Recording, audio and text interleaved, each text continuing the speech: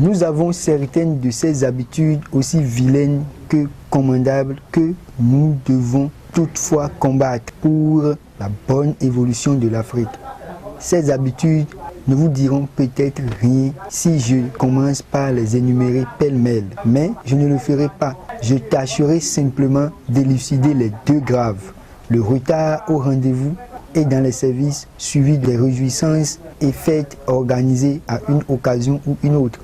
Prenons d'abord le premier élément et posons-nous la question de savoir pourquoi les Africains en général sont toujours en retard au service ou à un rendez-vous d'affaires ou d'amis. Je vous laisse réfléchir quelques instants à cette question. Peut-être vous trouverez un argument aussi convaincant autre que la négligence humaine.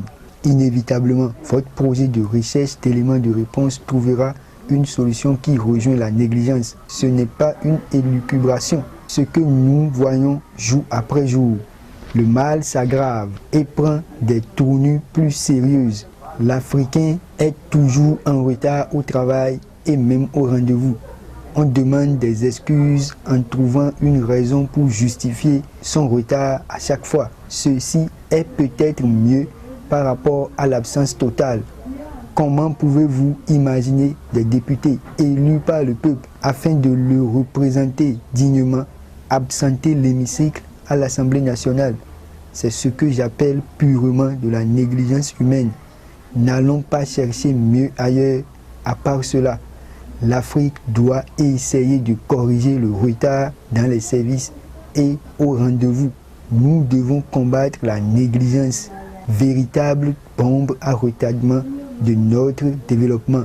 La deuxième habitude malsaine est la manie que nous avons à transformer la moindre occasion en une fête.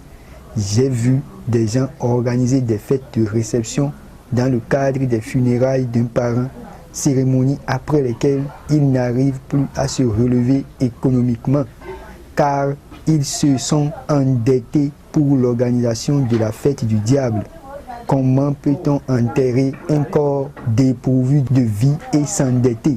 Les dirigeants africains devraient refuser ceci, car l'homme qui va à la quête de l'argent pour une telle cérémonie en vain cherchera à s'endetter, voire même voler. Je propose prochainement que l'État confie les enterrements à des services spécialisés en collaboration avec la famille du défunt. L'inhumation se fera selon les pratiques religieuses ou des exigences traditionnelles de ce dernier.